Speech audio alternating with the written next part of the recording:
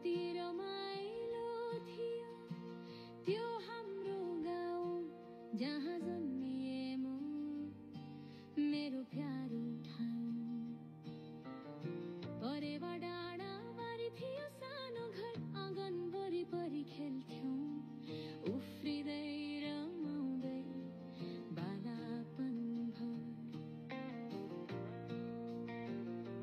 त्यो बालापन अनि साथी भएका साथ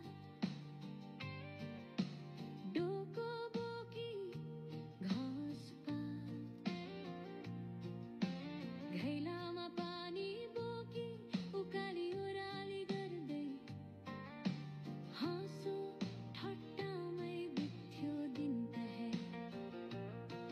न बिजुलीका बत्ती थिएन त पानीका धारा, तर पनि साँझ पख फाटामा देखिन्थे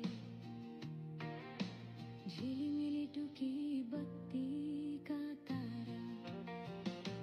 त्यो गाउँको याद छ मनमा, भुल्न सकिन म आजसम्म।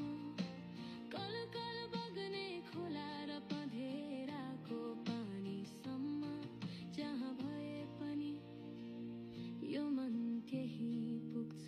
बारम्बार बाल्यकालका ती पलहरू बन्छन् सम्झनाका झङ्कार।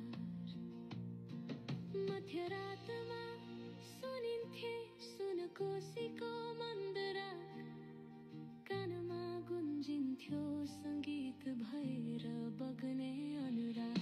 स्कुल जान्थ्यो किताब कापी चापी, त्यो उकाली अनि ओह्राली भाग। ती खेतीबारी खोली पखेरी सबै लाग्थ्यो ठुलो संसार। आज सम्झदा लाग्छ सपनामा देखेको उपहार।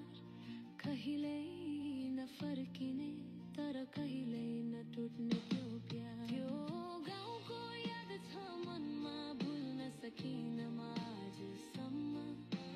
पिपल छेउको चौतारी, गर्मीको त्यो छायासम्म, जहाँ भए पनि मन त्यही पुग्छ।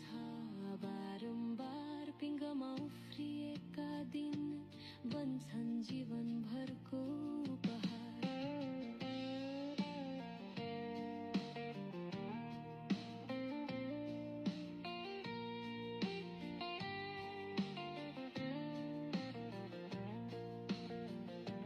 त्यो गाउँको याद छ मनमा, भुल्न सकिन म आजसम्म।